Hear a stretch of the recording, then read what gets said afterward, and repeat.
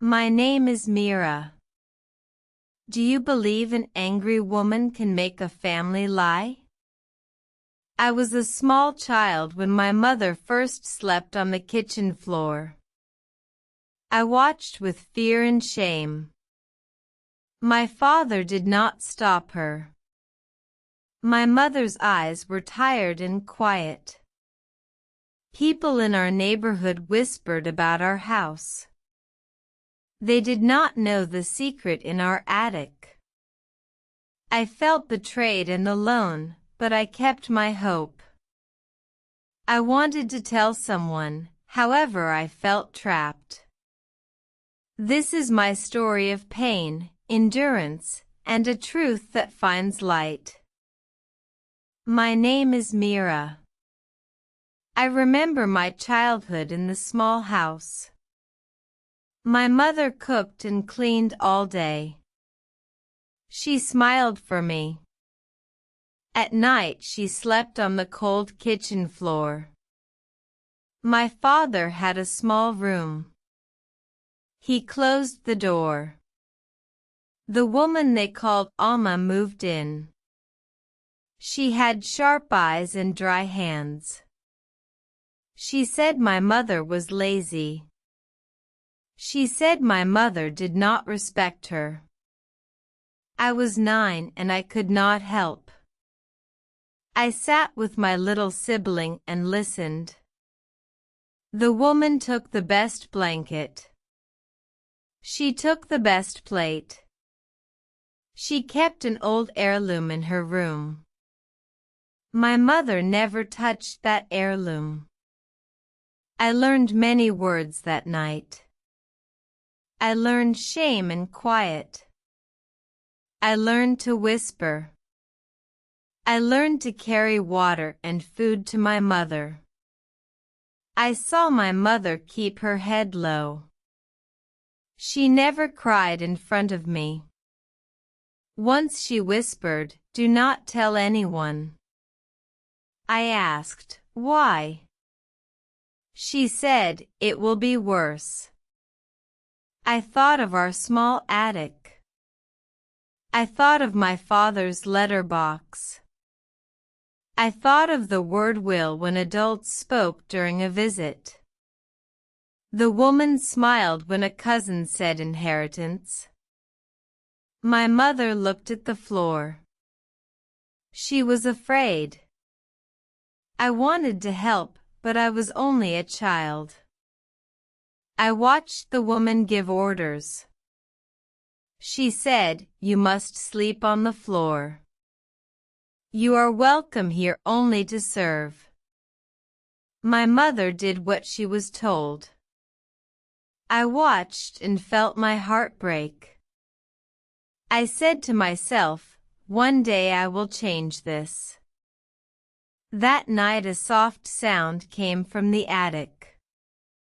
I woke and listened. The sound was a step and a whisper. I leaned to the door. I heard the woman say, "Keep the papers hidden.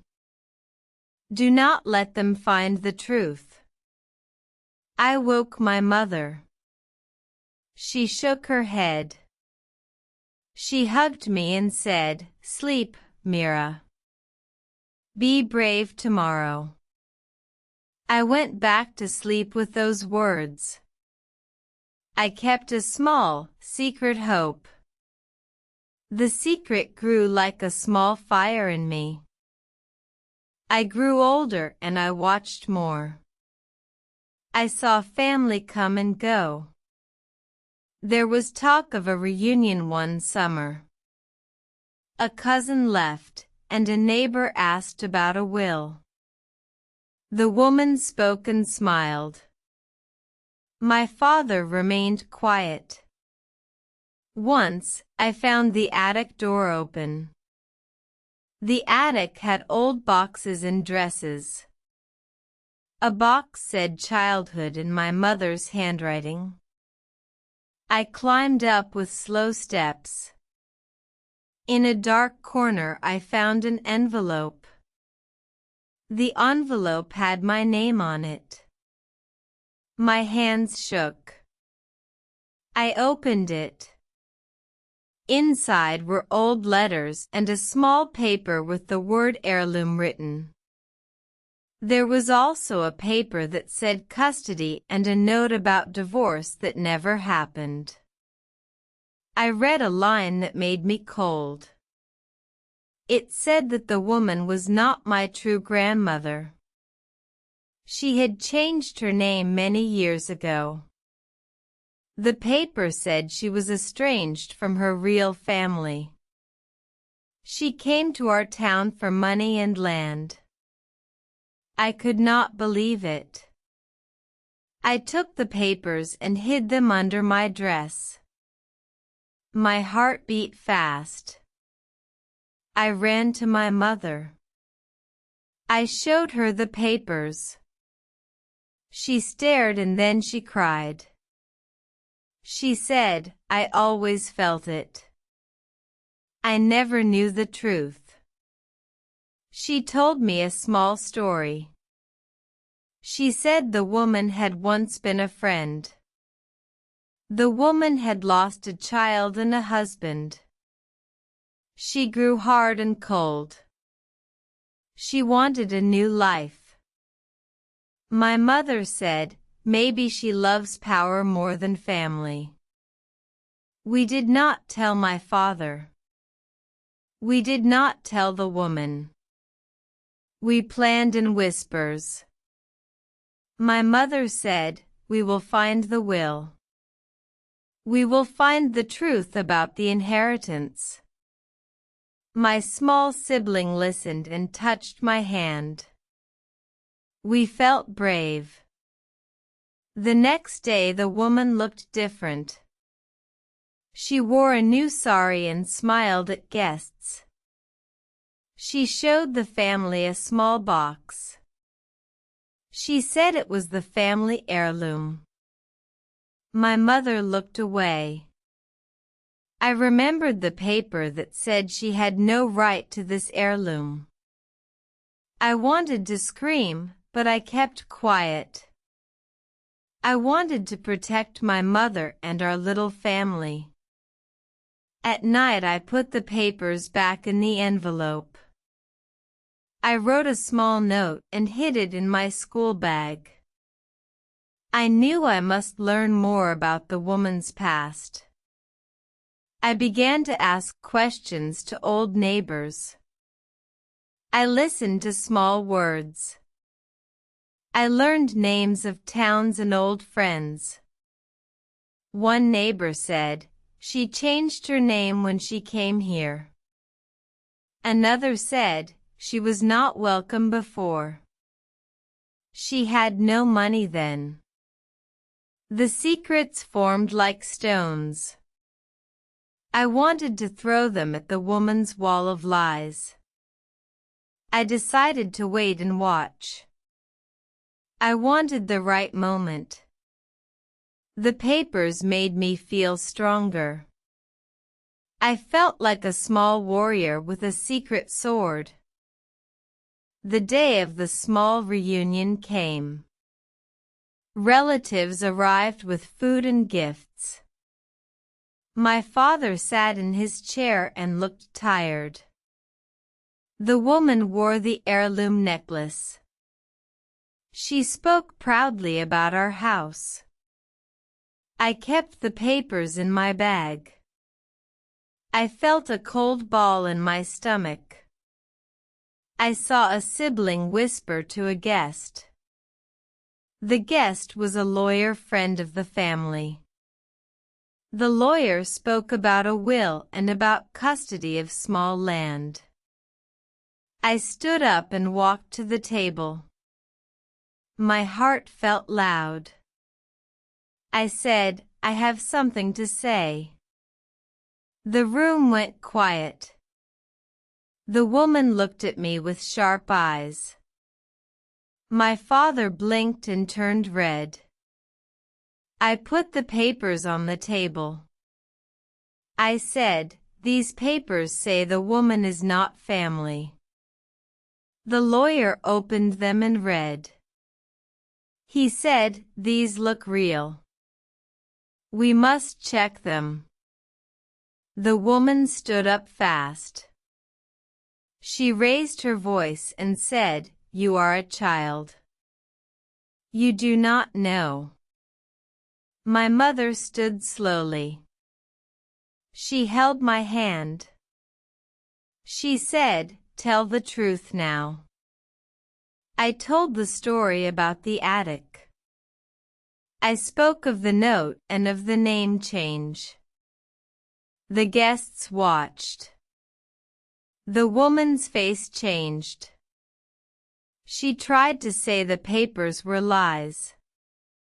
She tried to blame my mother. My father looked at the papers with a shaky hand. He said, "Why did you hide this from me?"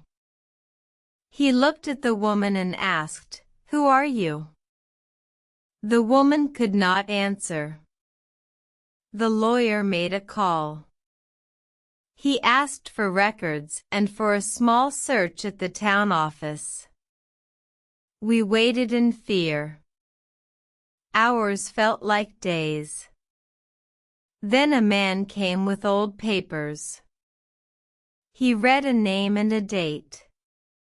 He said, "This woman did change her name 10 years ago. Her family did send a letter. They called her estranged. She took land and left." The room filled with murmurs. My father fell on a chair and covered his face. The woman shouted, and then she sat in silence. My mother put her hand on my shoulder and cried quietly. The lawyer said, "The will and the inheritance papers must be checked. If the heirloom was taken by false claim, we will return it."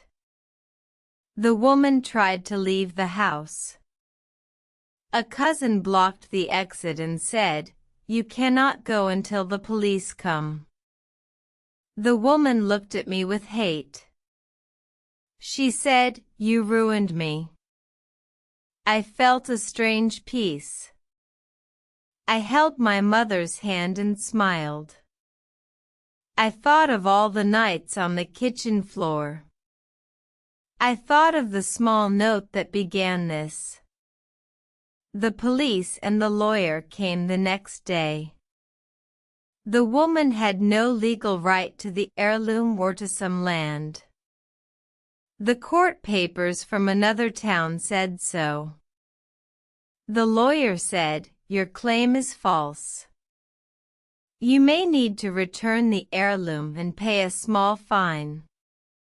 The woman sat with her head down. My father came to my mother and hugged her. He said, "I am sorry. I was blind. I was afraid to see." My mother held him tight. I felt a warm light in my chest. The family would heal slowly, but the truth was out.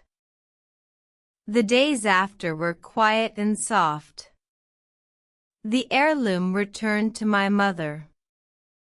The woman left our home. She went to a small house far away. She had to answer to the court. My father changed. He helped my mother sleep in their room again. He said sorry many times. Our family began small talks and small dinners. We had a quiet reunion in the backyard. My sibling laughed and chased a butterfly. I learned a big lesson. Truth can be hidden, but it can come out. Courage can come from a small child. Endurance matters. My mother did not lose her dignity. She stood up with slow steps and kept her head high. I saw our neighbors greet us kindly. The lawyer helped with the will and the custody of little property. The word inheritance now felt fair. We kept the heirloom in a small box.